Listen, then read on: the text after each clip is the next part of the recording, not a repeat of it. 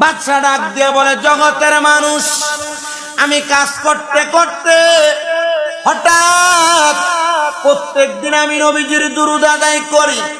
একদিন আমি আমার কাঁধের যে সামিয়ানার নিচে বৈশা টেবিলটার উপরে মাথা ফেলে ঘুমায় গেলাম। এমন টাইমে আমার দরবারে আমার সেনাপতি আইসা ডাক দিয়ে বলতেছে, এ বাদশা, একজন হিন্দু মানুষ আপনার দরবারে আগমন করেছে, যে নাকি হিন্দু থেকে নব মুসলমান হয়েছে। বলে নব মুসলমান? বলে হ্যাঁ। বলে নব মুসলমান কোথায়, তারা ডাক দাও। বলে হুজুর এমনে এমনে আসে নাই, সে তো এখানে আসার কারণ সে আইসা বলতেছে সে নাকি আপনার কাছে কোনো কিছু পাওনা আছে। এই বাদশা ডাক দিয়ে বলে, না, আমি ঘুমানোর আগে আমার যত পাওনাদার আছে তাদের পাওনা মিটিয়ে তারপর আমি ঘুমাই। তো আমার কাছে কেন সে ব্যক্তি পাওনা থাকবে, তারা আমার কাছে ডাকো। সে তার সামনে ডাক দিয়ে আনলেন।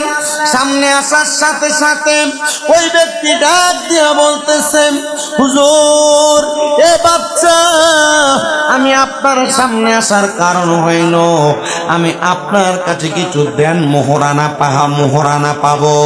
বলে মোহরানা পাইবা? মোহরানা গুলা কি তুমি এখন নিবা? বলে হ্যাঁ।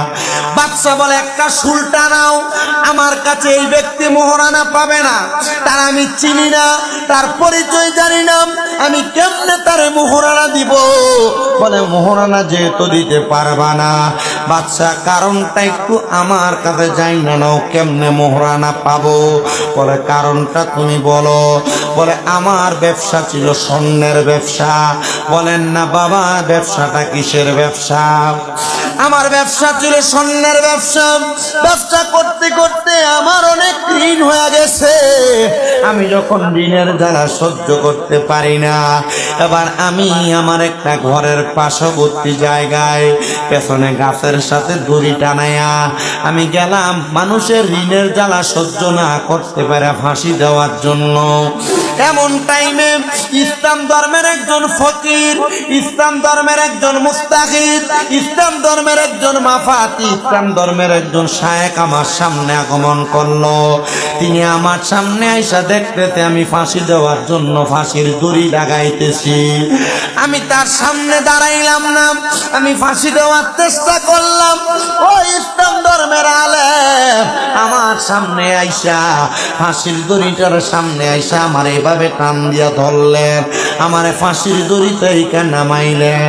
আর জিজ্ঞাসা করে, ও হিন্দু সনাতন ধর্মী দাদা, তুমি কেন ফাঁসি দিতে যাও? বলে আমি ঋণের জ্বালা সহ্য করতে পারি না বিদায় ফাঁসি দিতে যাই। বলে তুমি ফাঁসি দিও না, মনে করো না তোমার জীবনটা এখনো শেষ হয় নাই, তুমি নতুন করে আবার তোমার জীবনটা শুরু করো। এবার ওই ইসলাম ধর্মের শায়েখ আমারে বললেন, তুমি একটু তাড়াতাড়ি ইসলাম গ্রহণ করো। আমি তার কথা মোতাবেক ইসলাম ধর্ম গ্রহণ করলাম, কারণ সে আমার একটা আয়াত শোনাইছে, লা ইউকাল্লিফুল্লাহু নাফসান ইল্লা উসআহা।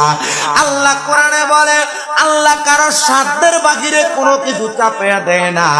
আমারে আল্লাহ তাআলা ঋণ দিয়া পরীক্ষা করতেছে হয়তো, এজন্য আমারে মুসলিম আলেম বলছে তুমি একটু কষ্ট করো, ইসলাম গ্রহণ করো, দেখবা তোমার ঋণের জ্বালা নিবারণ হয়ে গেছে। আল্লাহ তাআলার খাস বান্দা, তার কথা শুই না ওই বিধর্মী মানুষটা ইসলাম গ্রহণ করছে। ইসলাম ধর্ম গ্রহণ কইরা ওই আলেম বলছে, বাবা আপনার কাছে আমার নসিহত, আপনি 5 ওয়াক্ত নামাজ পড়বেন। 5 ওয়াক্ত নামাজ পড়বেন, তবে 5 ওয়াক্তর পাশাপাশি 1 ওয়াক্ত বেশি পড়বেন। বলে হুজুর 1 ওয়াক্ত বেশি কোনটা? যারা মক্কায় আর মদিনায় পড়ে তাহাজ্জুদের সালাত মারহাবা পড়েন। আমি তাহাজ্জুদের নামাজ আদায় করার জন্য দাঁড়ায় গেলাম। আমি তাহাজ্জুদ নামাজ পড়ি, 1 দিন 2 দিন 3 দিন করে আমি যখন তাহাজ্জুদের নামাজ পড়লাম, 3 দিনের দিন তাহাজ্জুদ নামাজের মুসল্লা আমি কান্না করতে লাগলাম। আমি কান্না করতে করতে তাহাজ্জুদের মুসল্লায় ঘুমিয়ে গেলাম। কিন্তু ঘুমের ঘরে আমি দেখলাম সাদা রঙের পোশাক পরা একজন নমনীয় ব্যক্তি আমার ঘরে হাজির হয়ে গেছে। আমি ওনার দিকে তাকাইলাম আর বললাম, কে গো আপনি, আপনার পরিচয় কি? আপনার মতো সুন্দর চেহারাওয়ালা মহামানব তো আমি আমার জীবনে দেখি নাই। বলে, আমি দুনিয়ার কোন সাধারণ মানুষ না রে, আমি হইলাম রাহমাতুল লিল আলামিন, যেই নবীর কালেমা পড়ে তুমি ইসলাম ধর্ম গ্রহণ করেছো। ইয়া রাসূলুল্লাহ, নবী আপনি যেহেতু আমার দিদারে আসছেন, আপনি তো জানেন আমি কেন ইসলাম গ্রহণ করেছি। আমি মৃত্যুর উপর থেকে ফিরা চলে আসলাম। আমি ফিরা চলে আইসাম, আমি সুন্দর করে আল্লাহর ইবাদত করতে হুজুর ঋণের জ্বালা সহ্য করতে পারি না। হুজুর, আমার ঋণগুলা কি আপনি একটু কষ্ট করে আমার ঋণগুলা পরিশোধ করে দিবেন? বলে, আমি কেমনে তোমার ঋণ পরিশোধ করাবো? তবে তোমার এলাকার বাদশার কাছে যাইয়া আমার খবরটা বলবা আমার নবীজি আর তোমার নবীজি বলছে তুমি কি তোমার কর্মব্যস্ততায় নবীজির উপর একবারও দুরূদ পড়তে ভুইলা গেছ? আমি আইসা এবার বাদশার কাছে বললাম, এ বাদশা, আমার নবী বলছে আমার গোলামরে যে বলবা সে কি কর্মব্যস্ততায় আমি নবীর উপর দুরূদ পড়া ভুলে গেছে। এবার বাদশা এই কথাটা শুই না তার রাজপ্রাসাদের সিংহাসনের রাজপ্রাসাদের রাজ ভান্ডার থেকে একটা স্বর্ণমণি মুক্তার ভান্ডারের একটা প্যাকেট তার হাতে, পুটলি তার হাতে দিছে। বলে, নবী কি বলছে আরেকবার বলো। বলে, নবী বলছে আমার ওই গোলাম তোমার এলাকার বাদশারে বলবা সে কি আমার উপর দুরূদ পড়া ভুলে গেছে। বলে, এই কথা বলার পরে 2টা পুটলি দান করলো। এমন ভাবে 10 বার বলছে, 10 বার তারা 10টা দিরহামের পুটলা দিয়া দিছে, স্বর্ণমণি মুক্তার পুটলি তার হাতে দিয়া দিছে। জিজ্ঞাসা করে, হুজুর, ও হুজুর, আমি যদি আপনার 100 বার এই কথা বলি আপনি কি আমাকে 100টা সম্পদের পুটলি দিবেন? বলে, 100 বার না, তুমি যদি বলো এই কথাটা আর একবার বলার জন্য আমার পুরা রাজপ্রাসাদ তোমারে দিয়ে দেওয়ার জন্য আমি আমার পুরা রাজপ্রাসাদ আমি তোমারে দিয়ে দিব। তবে আরেকবার বলো কি আমার নবী তোমারে কি বলছে? বলে, আমার নবী বলছে আমার গোলাম রে দেয়া বলবা আমার গোলাম আমার প্রেমিক, সে কি আমার প্রতি কর্মব্যস্ততার কারণে দুরূদ পড়া ভুলে গেছে। আহারে, ওই বাদশার সাথে সাথে সাদ্দার মধ্যে পড়ে গেছে। বাদশা ডাক দিয়া কই, এ জগৎবাসী, আমি প্রত্যেকদিন আমার বাদশার দায়িত্ব শেষ কইরা আমি ঘুমানোর আগে আমার রহমতের নবীর উপরে একবার হইল বারবার হইল দুরূদ শরীফ পড়া ঘুমাই। কিন্তু ওই দিন এমন কর্ম করেছি, কাজ করতে করতে আমার শরীরটা ক্লান্ত হওয়াতে আমি আমার বিছানার মধ্যে একটু ঘুমায় গেছি, আমার কর্মের টেবিলের মধ্যে ঘুমায় গেছি, আমি আমার নবীর উপর দুরূদ করতে পারি নাই। আরে ও নবীর আশিক, তুমি নবীদের উপর দুরূদ আদায় করার কারণে আর একদিন না পড়ার কারণে আমার আল্লাহ তাআলা যদি আল্লাহ তাআলার প্যারা হাবিব যদি তোমারে দুরূদ পড়ার খবর পাঠায়, তার মানে বোঝা যায় শাহজাদাপুরের মানুষ যদি আমার নবীর উপরে প্রত্যেকদিন দুরূদ আদায় করে, নবীর কথা মোতাবেক আমল আখলাক করে, আমার নবী ওই উম্মতের খবর জানে, আমার নবী ওই উম্মতের আমলের খবর জানে। আমি আপনাদের কাছে করজোরে আবদার জানাই রে বাবা, আপনারা দুনিয়াতে যা করেন আর না করেন এমন ভাবে আল্লাহ নবীর পথে মতে আপনার ঈমান আমলটারে পরিপূর্ণ রাখবেন। যেমন ভাবে রাখলে আপনি যদি মারা যান, আপনার মরার পরে আপনার নূরানি চেহারা করে দিবে আমার রসুলে মুস্তাফা, আপনার কবরে আসবে আমার রসুলে মুস্তাফা সাল্লাল্লাহু আলাইহি ওয়াসাল্লাম নবী। ওই বাদশা বলে, আমি তারপর থেকে আমার মরণের আগ পর্যন্ত আমি ওয়াদা করলাম কোনদিন আমার নবীর উপর দুরূদ আদায় না করে, কোনদিন আমি তাহাজ্জুদের নামাজ না পড়ে ঘুমাইব না। আমি আপনাদের সবার কাছে বলি বাবারা, আমার নবীজি এমন ক্ষমতার অধিকারী, বিশ্বাস আর ঈমান আমাদের আছে না নাই? মুহাব্বতের আওয়াজে বলেন, এই বিশ্বাস আর ঈমান আকীদা আমরা আছে না নাই? বলে হুজুর আর কেমন ঈমান আকীদা লাগবে? আমার নবীর আরেকটা ছোট্ট ঘটনা আপনাদেরকে শোনায় দিলে আপনারা বুঝতে পারবেন। আল্লাহর হাবিব মুহাম্মদুর রাসূলুল্লাহ সাল্লাল্লাহু আলাইহি ওয়াসাল্লাম, মদিনার কামলিওয়ালা দয়াল নবী, রাহমাতুল লিল আলামিন নবী বলেন, দুনিয়ার জমিনের মধ্যে আমার কোন সাতটা পাক্কা আশিক উম্মত যদি মুহাব্বতে আমি নবীর স্মরণ করে, আমি নবী তার নাম জানি, তার বাবার নাম জানি, সে কোন জায়গায় বসে আমি নবীর স্মরণ করে আমি নবী সেইটা জানি। তো নবীজির আশিক যিনি বসবাস করতেন দেওবন্দ এলাকার পাশাপাশি এলাকায়, তিনি বলেন দেওবন্দ এলাকায় বসবাস করতে করতে করতে করতে আমি যখন বসবাস করলাম, একদিন আমার একটা সন্তান, যেই সন্তান আমার মতো হয় নাই, সে খারাপ হয়েছিল, বাজে হয়েছিল, মানুষের সম্পদ নষ্ট করত। এই সম্পদ নষ্ট করার কারণে এলাকার যিনারা প্রশাসনিক দায়িত্ব গ্রহণ করে, তারা তাদের আদালতে, তাদের কারখানার, তাদের আদালত, তাদের জেলখানার মধ্যে আমার সন্তানকে তারা নির্দোষভাবে আমার সন্তানকে আটক করেছে। এলাকাতে যদি কোনো অকারেন্স হয়, খারাপ কাম হয়, এলাকার যেই লোকগুলা বাদে বাদে দেখবেন মাঝে মাঝে এই লোক ওই কাজে জড়িত না থাকলে মাঝে মাঝে এইটারও অ্যারেস্ট করে না, কারণ এটারে ধরলে নিয়ে বাহিনী শক্তি পাইবে না। আমার সন্তানটাকে অ্যারেস্ট করেছে, জেলখানায় নিছে। আমি আল্লাহর দরবারে কাঁদতে লাগলাম। সন্তানের সুখে আমার খানা বন্ধ হয়ে গেছে, আমি 3-4 দিন কোনো খাবার খাই না। এলাকার মানুষ আমার সম্পদ বা সামান সব তারা দখল করে নিয়ে গেছে। এবার আমার মনের মধ্যে কষ্ট লাগলো, আমি কি খাবো এটার কোনো গ্যারান্টি নাই। আমি কান্না করতে লাগলাম। আমার কাছে একটা বিশ্বাস ছিল, যদি আমার কাছে কোনো টাকা নাই, পয়সা নাই, আমি রহমতের নবীর উপর প্রাণ ভরে দুরূদ আদায় করলে আশিকদের অন্তরের রুহের খোরাক হলো আমার নবীজির দুরূদে মুবারাকা। আমি আমার নবীর উপর দুরূদ পড়তে লাগলাম। আমার পেটে বড় ক্ষুধা, আমার ক্ষুধা নিয়ে আমি দুরূদ পড়তে পড়তে ঘুমিয়ে গেলাম। আমি ঘুমানোর পরবর্তী সময় আমি লক্ষ্য করে দেখলাম আমার সামনে সুন্দর নুরানি পোশাক পরা 5টা ব্যক্তি হাজির হয়ে গেছে।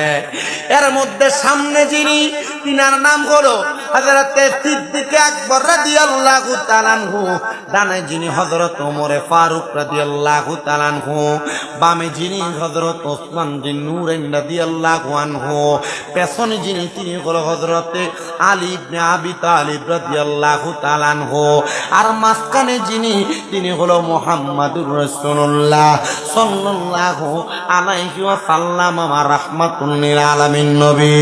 সামনের জন আমার আয়েশা বলে, বাকলা তোমাকে আমার রহমতের নবী দেখতে আসছে। ইয়া রাসূলুল্লাহ, কেন আপনি দেখতে আসছেন? বলে, তুমি আমি নবীকে স্মরণ করতে করতে ঘুমিয়ে গেছো, আর আমি নবী তোমারে স্মরণ করব না, দেখব না, এটা হইতে পারে না। এ পাগলা পেটের মধ্যে বড় ক্ষুধা, আমি নবীরে ডাকতেছ। আমার নবীজির সাথে সাথে নবী রাজকান মুবারকের ভিতর থেকে একটা খেজুর বাইর করে তারে দিলেন আহার করার জন্য। সে বলে, আমি খেজুর খাইতে খাইতে হঠাৎ করে আমার ঘুমটা ভেঙে গেছে। আমি ঘুম থেকে জাগ্রত হইয়া দেখলাম আমার মুখে খেজুরের বিচিটা এখনো আছে। তার মানে আমি আমার নবীকে স্বপ্ন দেখি নাই রে, শুধু স্বপ্ন দেখি নাই, নবী স্বপ্নে আসা মানে আমার নবীজির দিদার আমি সরাসরি লাভ করা। ধরে বলেন সুবহানাল্লাহ। আমি স্বপ্নটা ভাঙ্গার পরে ঘুম থেকে জাগ্রত হওয়ার পর দেখলাম কে জানি আমার ঘরের দরজার মধ্যে আওয়াজ দেয়। ঘরের দরজার সামনে যাইয়া আমি যখন দরজা খুললাম, আমি দেখলাম আমার সন্তান আমার ঘরের দরজায় দাঁড়ানো। আমার সন্তানকে জিজ্ঞাসা করলাম, এর সন্তান তোমার এত ছাড়ার কথা না, জেলখানার মধ্যে তুমি বন্দী, তুমি কেন ছাড়া পাইলা, কেমনে ছাড়া পাইলা? সন্তান কয়, বাবা জানি না। বলে, চলো তোমারে বাদশার কাছে নিয়ে যাই। বাদশার কাছে যখন নিয়ে গেছে, ও বাদশা বাদশাহ, আপনি আমার সন্তানকে তো ছাড়ার কথা না, আমার সন্তানকে তো জেলখানায় বন্দি করে রাখছেন, আমার সন্তানকে আপনি কেন এখন ছেড়ে দিলেন? বাদশাহ ডাক দিয়ে কই, তুমি কে? এই সন্তানের বাবা। বলে হ্যাঁ। বলে তুমি আগে আমার সামনে আসো, আমি আমার বাদশাহী সিটটা ছেড়ে দিলাম। সন্তানের বাবাকে বাদশাহ নিজের সিটে আসনে বসাইছে। এ বাদশাহ, তুমি কি পাগল হয়ে গেলা? বাদশাহী সিটটা তুমি আমারে দিয়া দিলা। বলে না, আমি পাগল হই নাই। আমার নূরের নবী গতকালকে রাত্রবেলা আমার ঘুমের ঘরে স্বপ্নে বলছে আমি নবীর একজন পাগল, আমি নবীর একজন প্রেমিক। তার সন্তানের জন্য টেনশন করতে করতে আমি নবীর প্রতি দুরূদ পড়তে পড়তে ঘুমায়া গেছে। আর তুমি বুঝি সেই পাগল, তুমি বুঝি সেই নবীর আশিক, আর তোমার সন্তান এইটা। আমি যখন খবর পাইলাম এটাই তোমার সন্তান, নবীর আশিকের সন্তান মনে করে আমি তোমার সন্তানকে মাফ করে দিছি। এ মুসলমান ইমানদার, এ নবীর উম্মতের দল, বাগবাড়ি নূরে মুস্তাফা সাল্লাল্লাহু আলাইহি ওয়াসাল্লাম যুব সংগঠনের যুবকেরা নবীর মাহফিল তারা সাজাইছে, নবীর প্রেমের বাগান তারা প্রতি বছর সাজায়। 10 বছর হয়ে গেছে জান্নাতের বাগান হয়। আমরা বিশ্বাস করি আজকের মাহফিলে যারা 1 টাকা থেকে শুরু কইরা লাখ টাকা পর্যন্ত সহযোগিতা করতেছে, নবীর মাহফিলের মোহাব্বতে আল্লাহ তাআলা তাদের মা বাপরে মাফ করে দিছে। নবীর মাহফিলের মোহাব্বতে আল্লাহ তাআলা লজ্জা নাই, শরম নাই। আবার এর পক্ষের লোকেরা এর পক্ষেই দালালি করে। এই দালালেরা সাবধান হয়ে যাও। আল্লাহর কোরআন রাসূলের পাকের ইজ্জতের চাদর ধরে টানাটানি করলে তোমাদের জিহ্বা বাংলার মুসলমান ছিঁড়া লাগবে না। আল্লাহ তোমাদের মরণের সময় জিহ্বায় কামড় দিয়ে মারবে, জিহ্বায় কামড় দিয়ে মারবে, জিহ্বায় কামড় দিয়ে মারবে। ডান হাত তুলে বলেন ঠিক না বেঠে? ইমানের ব্যাপারে সতর্ক। আমরা আজকের এই বিবাড়িয়া জেলার অন্তর্গত সরাইল থানা থেকে আমরা বাংলাদেশের প্রধান উপদেষ্টা অথবা বাংলাদেশের নির্বাচন পরবর্তী যে সরকার আসবে, এই সরকার পক্ষ থেকে একটা দাবি আজকে শাহজাদাপুর থেকে জানাইতে চাই। এ বাংলাদেশের সরকার পক্ষ বাংলাদেশে ইসলাম ধর্ম সহ বাংলাদেশকে টিকিয়ে রাখার জন্য যিনারা তাদের গায়ের ঘামকে, তাদের শরীরকে বিনষ্ট করেছেন, ওনারা আউলিয়া কেরাম, ওনারা সুফিবাদী। এই সুফিবাদীদের মাজারকে যারা 5 আগস্টের পরে ভাঙছে, আপনারা যদি সুন্নিদেরকে ওয়াদা দেন এই মাজার ভাঙতওয়ালাদেরকে শাস্তি দিবেন, আমরা সুন্নিরা আপনাদের সাথে আছি। গঙ্গে হেতারারও তেল মারবেন, আমরারও তেল মারবেন, আপনারা বুড়ি আঙ্গুল আপনারা। বিষয় না ইমান, ইমানের বিষয় কথা বললে কত মানুষের নাম ধরে কথা কোয়া লাগবে। একটু কইছে আলহামদুলিল্লাহ থাই, আপনারা বুঝছেন না কিটা কইছি? আমি জানি আপনারা বুঝছি, বুঝার মানুষে, কারণ প্রত্যেক দিনই তো শোনেন। কয়েকটা মাহফিল হইছে না এলাকাতে 1.5-2 মাসে অনেকটি হয়ে গেছে। আপনারা এইসব বিষয় জানেন। তো যেই কথা বলতেছিলাম, আমানতু বিল্লাহ, কার প্রতি? আল্লাহর প্রতি ঈমান। আল্লাহ ছাড়া কাউকে সেজদা দেওয়া যাবে না। ওয়া মালাইকাতিহি, ফেরেশতাদের প্রতি ঈমান। কোন ফেরেশতা?